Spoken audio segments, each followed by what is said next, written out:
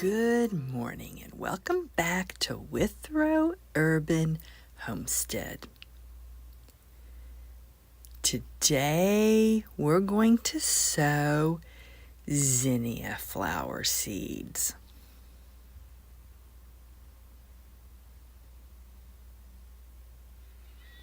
My favorites are California Giant Heirloom Zinnias, a tall 2 to 4 foot multi-branching heat-loving flower that lasts and lasts.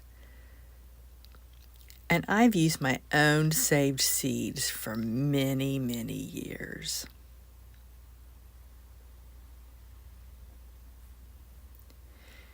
Now you can direct sow in the garden 1 to 2 weeks after your last frost, but I prefer to start them indoors 4 to 6 weeks before my last frost. Now it's currently 4 weeks before our last frost.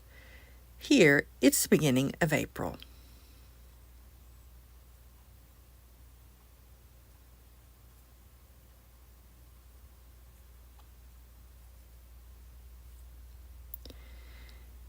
Now I want 3 seeds for each cell, and later I'll thin them down to just 1 seedling per cell.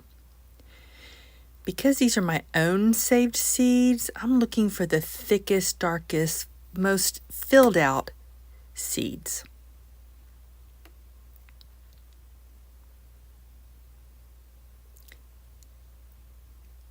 Now, zinnias don't need light to germinate, and I've read they need darkness. I've always just lightly pressed them in and then covered them with soil. The general rule is bury them the double of the depth of their width. They're not a thick seed.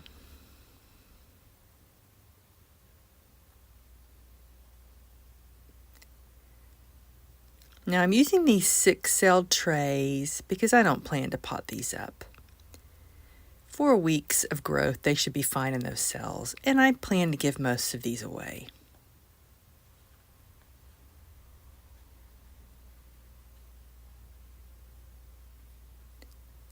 Also, this grow room is full, and I really don't have any room for 4-inch pots.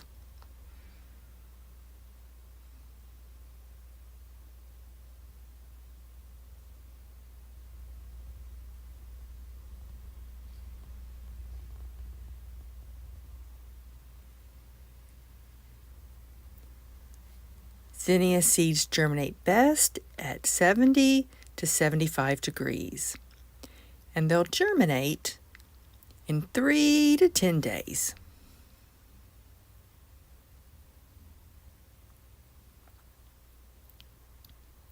If I could only grow 1 flower, it would be zinnias. They're beautiful, and the butterflies flock to them. Hummingbirds love them, and the goldfinch like to feed on their seeds. I really enjoy these flowers.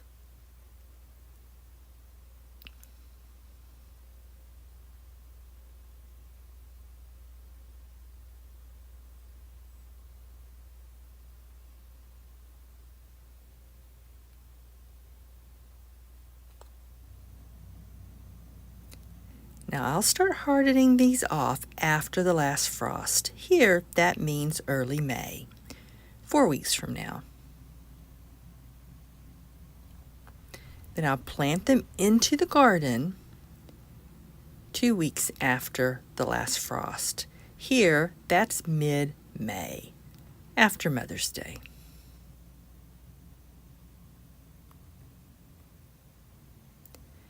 Because this room is full, we need to move these to the other room in the basement.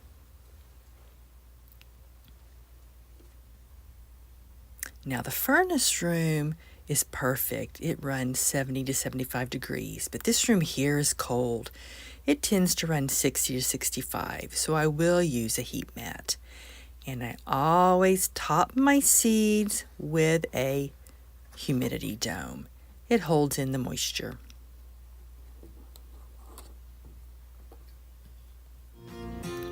Good morning and welcome back to Withrow Urban Homestead. It's the last few days of April. That means we're close to our last average frost, so it's time to start hardening off our California giant zinnias.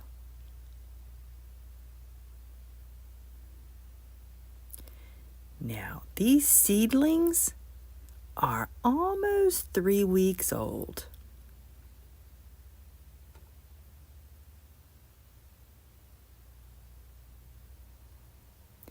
These were started from my own saved seeds, and they germinated in only 3 days.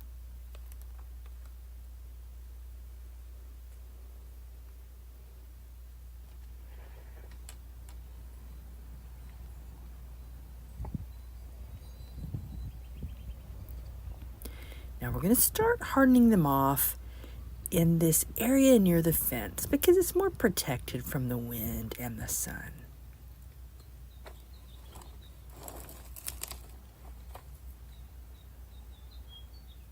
Now I'm back in the kitchen to get some lukewarm water because these are dry and they're not used to the cold water from the rain barrel.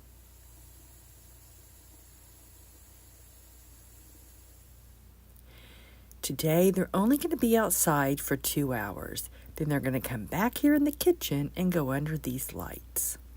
Every day will increase the time they're outside.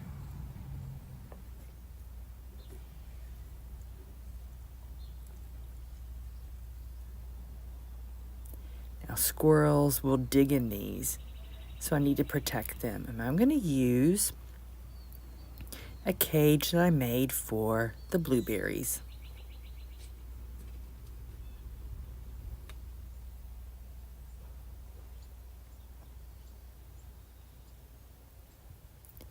Every day will increase the time and give them more sunlight until they're used to it and ready to stay outside 24 hours in 7 to 10 days. So we plant them out 2 weeks after the last frost. Here, that means after Mother's Day. Now, one more thing. We will have slugs climb onto the patio and find this. So let's add some Sluggo. It is organic and it won't hurt birds or other animals. Now most of these I'm going to give free to the community. I have a shelf behind our garage in the alleyway. Good afternoon and welcome back to Withrow Urban Homestead. Today it's time to plant out our California giant zinnias.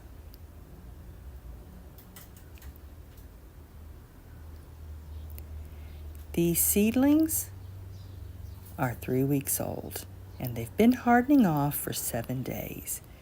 Now California giant zinnias will get 24 to 48 inches tall. And they want to be spaced 12 inches apart. So along here, I've already measured 12-inch spacing.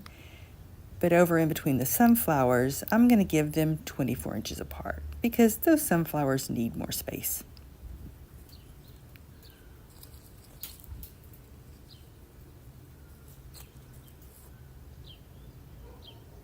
Pollinators will love zinnias. They prefer the more open, flat flowers with yellow centers. The double petal variety, they're attracted to less.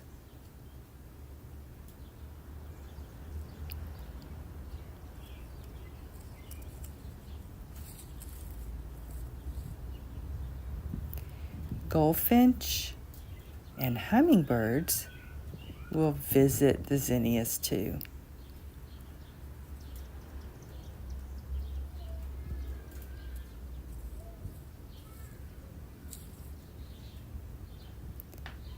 Zinnias love full sun. Perfect spot here in the garden. Now I've set up an umbrella because, wow, it's 91 degrees. Last week it was in the 30s at night. So I hung it on this bird feeder pole. Now the umbrellas are for me and for filming, but the plants itself, they'll love the sun and the heat. Now I don't plan to feed my zinnias because my soil is already rich in compost. But if you want to feed your zinnias, you can put a slow release fertilizer before planting, or feed them a liquid fertilizer 20-20-20 twice in the growing season.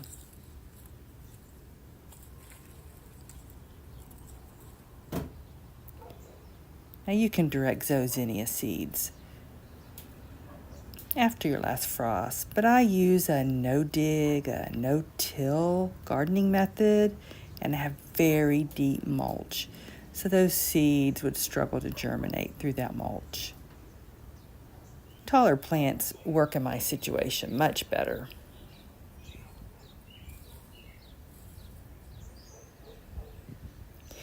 I do need to protect these from 3 pests. From digging animals. Here in the heart of the city, it tends to be squirrels and skunks, slugs, pill bugs, etc. And from me. So I'm going to use 4 squares of hardware cloth around the stem, secured with these pins. That'll protect them from the squirrels and skunks. I'll use organic Sluggo to protect from the slugs, pill bugs, etc. And these cages I made, which will prevent me from accidentally bumping and stepping on my plants.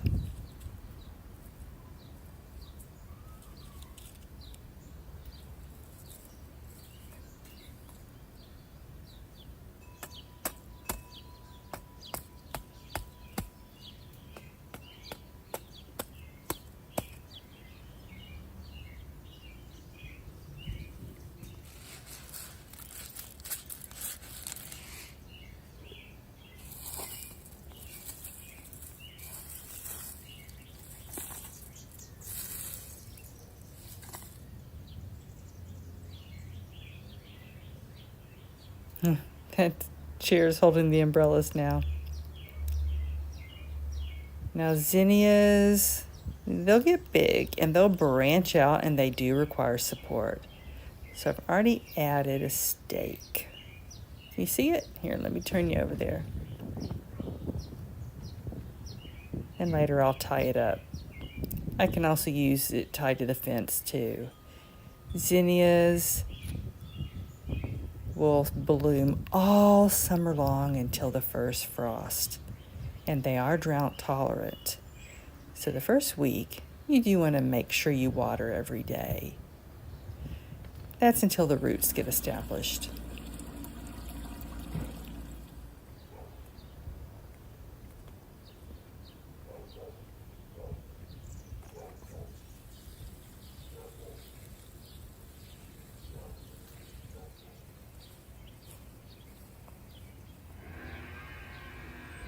Now, what I'm going to do with the ones that are left? Well, I'm going to give them free to my community. Now, that's not disease. That's from spilled coffee.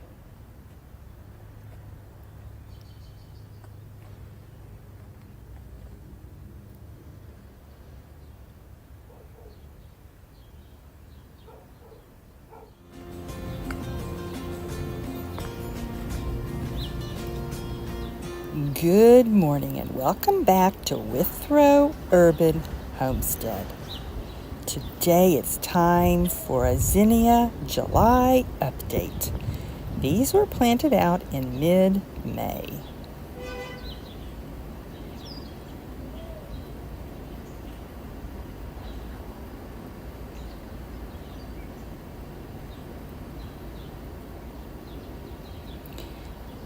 The goldfinch is one reason I grow zinnias.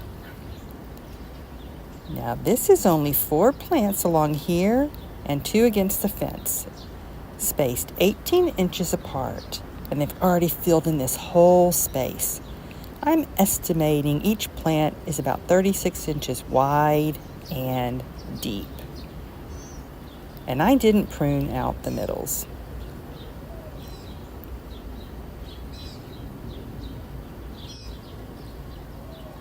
Zinnias are an easy flower to grow. I haven't fed these. I never water them. It's only rained once since June 1st. Now May, we did have some good spring rains that helped it develop some good roots because zinnias grow fast, but they are drought tolerant. And they're doing so well because they're getting full sun and they were spaced the right distance apart.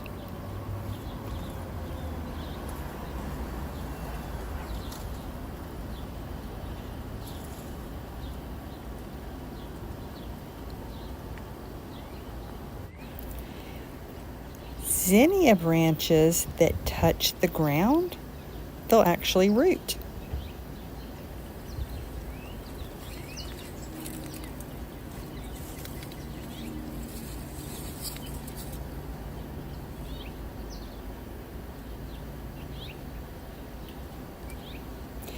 The ones that have double and triple petals are beautiful. But pollinators, like bees, hummingbirds, and butterflies, they prefer the flat flowers. Interesting.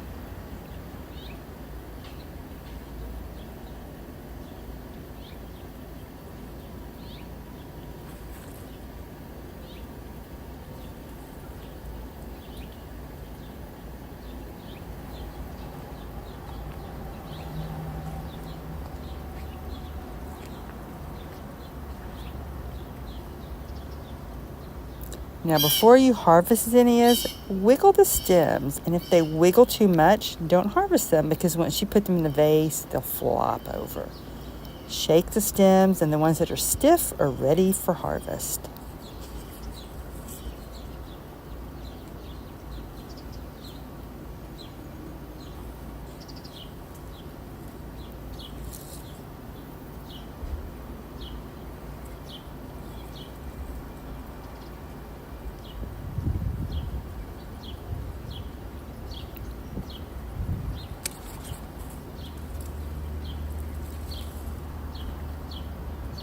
So you want to follow the stem down to where some new flowers are branching off to the sides and cut it in between.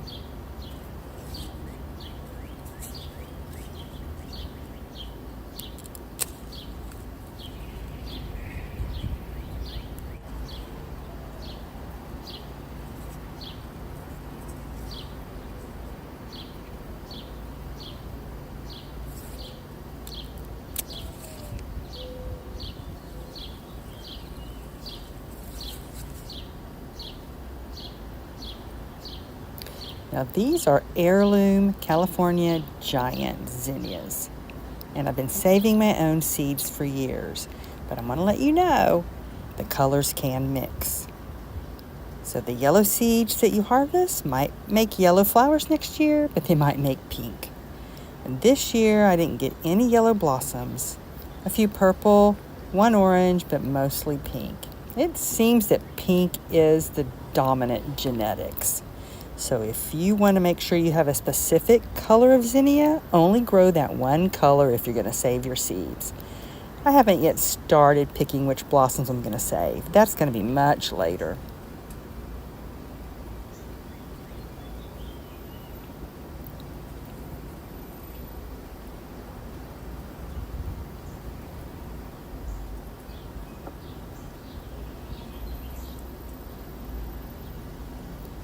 Now, if you want your zinnias to last in the vase, start with clean water. I never use water from the rain barrel, and take off the leaves because those will just deteriorate in the water. Then change the water frequently.